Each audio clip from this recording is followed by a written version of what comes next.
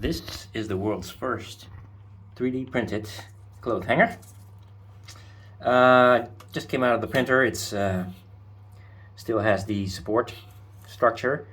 I just wanted to show you, and the brim, of course. I always use a brim, although only 4mm, because without the brim, yeah, I find you don't get the flat surface in anytime so often. You will have the print coming loose from the bed and make a big spaghetti. Always happens in the middle of the night, of course. So that's a pity. I printed this cloth hanger diagonal on the Ultimaker bed. So you will have a little more. This is almost 25mm. Tried printing it like this, but it wasn't what I was looking for, the quality. So I printed like this, diagonal. But the cloth hangers are usually almost 300mm. So I have printed shoulder pads, and the width of the cloth hanger is 12. The slot on the extension parts is 12.1. It fits like a glove on the end. I use second glue, super glue, a little bit. It works perfect. And then you will get right like this. I'll show you what it looks like. So the thing is, why do we print cloth hangers with the 3D printer? I find when you design it yourself, you can do exactly what you need and no more.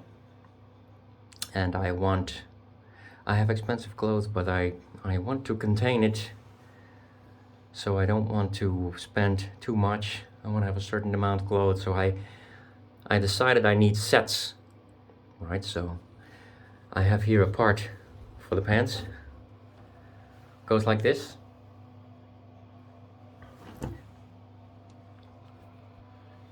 And then you can make your set. So I have the shirt, the t-shirt and the shirt and the pants in one cloth hanger. And I find that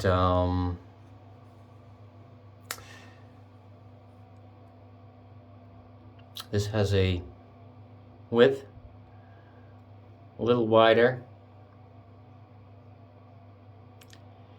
This is the longest length, and I find it needs quite a width, so it doesn't really bend all the way through. Now theoretically you would need the least amount of width at the start, and the further you go you need more width. So this should be the widest part.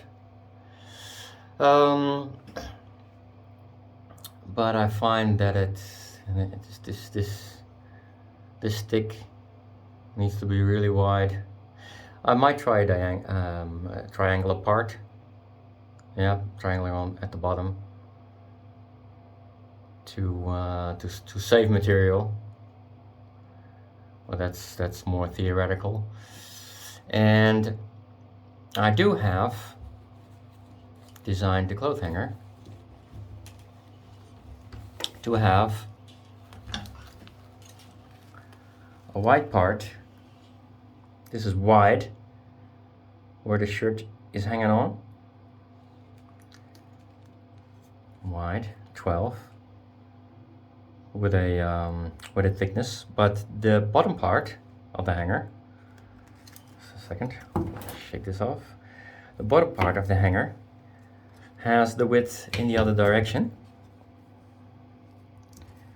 So it is 12 wide, but then in this direction, in this horizontal direction, it has the width. See? the vertical direction it has the width, I mean, and the horizontal is thin, and the top parts have the horizontal direction thin, and you see this is wide, horizontally wide, and vertically up it's thin. So that's very nice, and I made a cutout because I found that the bottom part is strong enough. Just a second. Well, I will show you this. That I made a cutout right there. You've cut out. It's strong enough. It just needs width in this direction and nothing in this direction for the bottom beam. Now you see I glued the shoulder pads on. Fits perfectly. And I made a chamfer, 45 degrees chamfer, both sides. You see there's a little edge here from the brim, but it still works fine.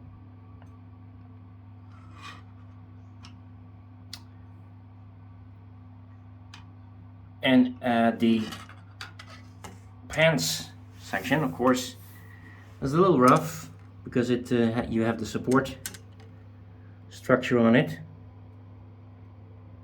You see, it's a little rough. You need to sand it just a little bit to make it soft, but it works anyway like this already. And I tried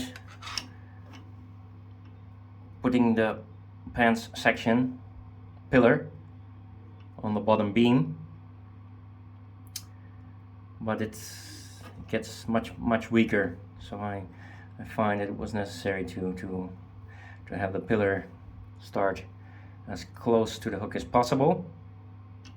And I thought about designing the hook right in the middle, but I don't find that so very beautiful. I want the hook to be part of the first flat section, and also that would mean this means that where I usually hang it in the evening for to use it in the mornings, I hang it here. So this way, when the hook is at the start of the first section, can hang like this, and otherwise it would be in the middle. It might not fit this hook. It does in your closet tilt a little bit when you have heavy jeans, but all in all it's quite acceptable. And I find that works very well. I print the shoulder pads all at once, and then I just break them. If you remove the brim, always first push the brim in the opposite direction before tearing it off in the right direction to remove as much as possible. Yeah, the brim is annoying, but I just made it a rule to print everything with the brim, so I guess that's another rule.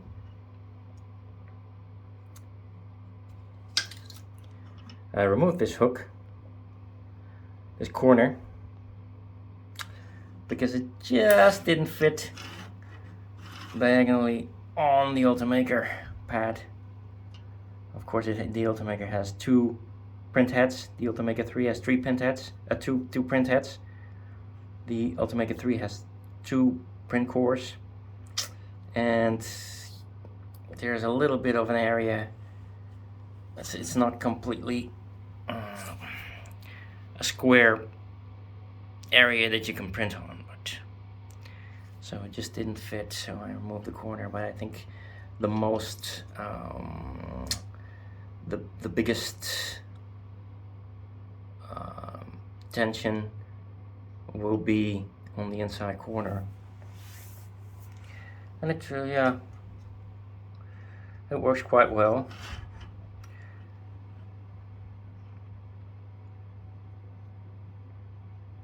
And all in all, I'm going to print about 20 of these and have my cabinet filled with these complete set. In the evening, especially when you hurry, just take it out. You have the complete set, hang it on there, and then you'll be ready to go in the morning. You don't have to choose, or you might pick the wrong one, the wrong combination when you're in a hurry. So yeah, this was of course another part of the chain with Print the World. And we're going to print, ultimately I plan to print a house. So I'm designing that right now, but that will take a while. But we want to print everything. I find that more than half of the designs I print, I use every day. And that surprised me. Most of it is very, very handy, and I use it every day. And when you have a good design, you find that even before gluing, you notice immediately design works very well.